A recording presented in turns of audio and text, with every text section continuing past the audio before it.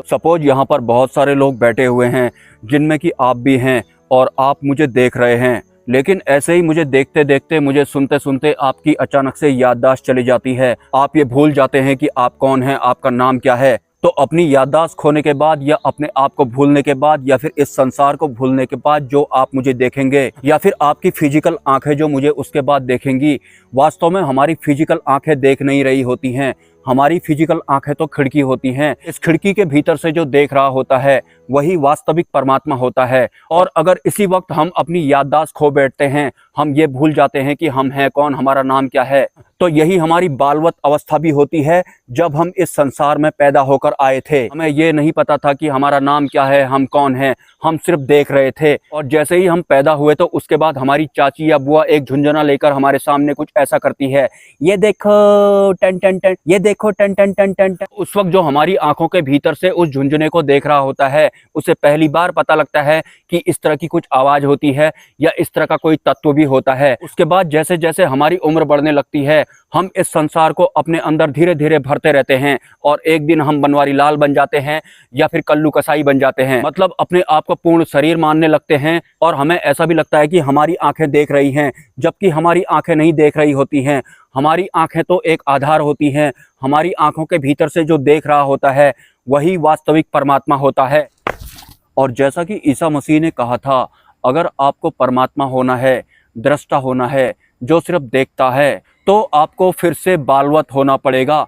और वास्तव में जो ईसा मसीह थे वो बालवत हो गए थे। और जब हम इस दुनिया में एक बच्चे के रूप में आए थे, हम भी एक दृष्टा ही थे, लेकिन उसके बाद हमारा एक नाम रख दिया जाता है तो हम अपने आप को वही मानने लगते हैं। उसके बाद हम इस फिजिकल वर्ल्ड में कोई काम करने लगते हैं तो वो भी हमारे दृष्टा में मिल जाता है। और ऐसे ही हम इस फिजिकल वर्ल्ड को या फिर इस संसार को अपने अंदर भरते रहते हैं, अपने दृष्टा के ऊपर चिपकाते रहते हैं और खुद वही मानने भी लगते हैं। हम ये भूल जाते हैं कि जब हम बालवत थे, जब हम सिर्फ एक दृष्टा थे, उसके बाद हमारा एक नाम रख दिया गया था। उसके बाद हम अपने आप को वही नाम मानने लगते हैं, मतलब अपने आप को बनवारी लाल मानने लगते हैं। उसके बाद जो काम हम करने लगते हैं उस काम को भी हम अपने नाम के साथ जोड़ देते हैं और अपने नाम और काम को सच मानकर इस फिजिकल वर्ल्ड में सरवाइव करने लगते हैं। जब हम इस पूरे संसार को अपने अंदर भर लेते हैं और रिश्तों के मोह में भी आ जाते हैं, तो हम ये भी भूल जाते हैं या फिर हमें ऐसा एहसास ही नहीं होता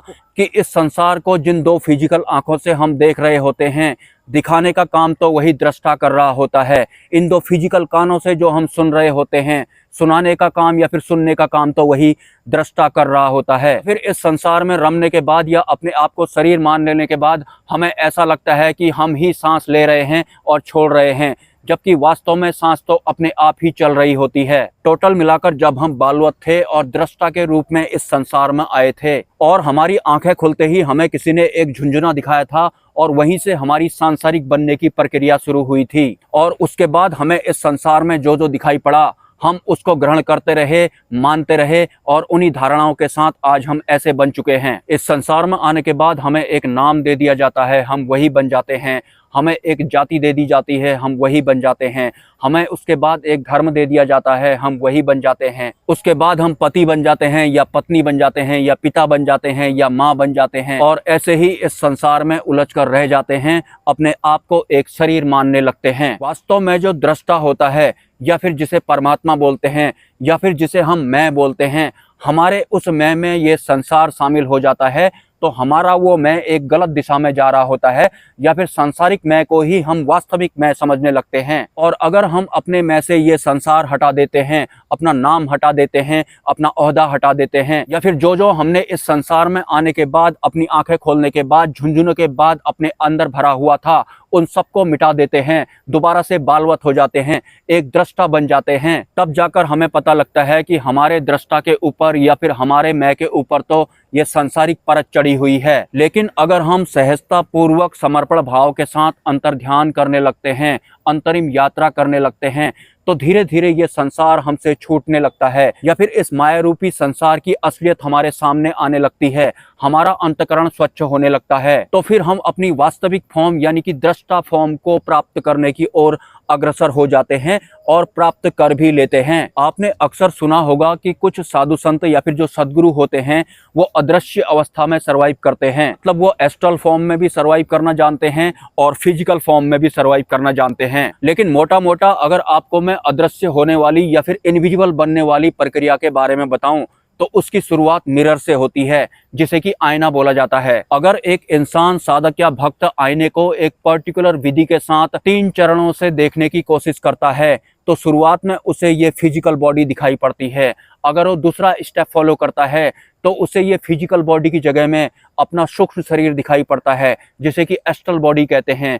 अगर वो फिर तीसरा स्टेप को फॉलो करता है तो फिर उसे अपना कारण शरीर दिखाई पड़ता है, और उसके बाद अगर वो एक चौथी और गुप्त विधि फॉलो करता है तो फिर उसे मिरर में कुछ भी नहीं दिखाई पड़ता है, मतलब वो गायब हो जाता है। और ये वास्तविक सच भी है। लेकिन गायब होने वाली या फिर अदृश्य होने वाली पूरी विधि बहुत गुप्त रखी गई है, इतनी आसानी से मैं उस विधि को रिवील नहीं कर पाऊंगा। लेकिन वास्तव में अदृश्य बनने की प्रक्रिया शीशे के आगे होती है, दर्पण के आगे होती है। पहले हमारा ये नॉर्मल शरीर दिखाई पड़ता है, उसके बाद सूक्ष्म शरीर दिखाई पड़ता है, फिर कारण शरीर दिखाई पड़ता है, और चौथी अवस्था में जाते ही इंसान गायब हो जाता है, उसे शीशे में अपना कुछ भी नहीं दिखाई पड़ता है। एनीवेज, फिर से अंधेरा होने लगा है, मुझे यहाँ से निकलना पड़ेगा। अगर आप इस चैनल को सपोर्ट करना चाहते हैं तो आपको इसी वीडियो के कमेंट सेक्शन में एक UPI ID या फिर कम्युनिटी पोस्ट में एक QR कोड मिल जाएगा, या फिर किसी वीडियो में आपको मेरा मोबाइल नंबर भी देखने को मिलेगा। स्वेच्छा से आप उस नंबर पर सपोर्ट कर सकते हैं, क्योंकि मुझे ये सब करने के लिए या फिर आप तक वीडियो पहुँचाने के लिए बहुत ज़्यादा जद्दोजहद करनी पड़ती है। जैसा कि मैंने अपने बहुत सारे वीडियोज़ में बताया है, मुझे सबसे ज़्यादा अगर किसी चीज़ की तलाश होती है तो वो जनशून्य स्थान की तलाश होती है, और ये मेरे लिए बहुत ज़्यादा रिस्की रहता है। अगर आपके कोई सवाल हैं तो आप मुझे कमेंट कर सकते हैं। मिलते हैं नेक्स्ट वीडियो में। ब्रह्मा, विष्णु, महेश, जय मां पराशक्ति।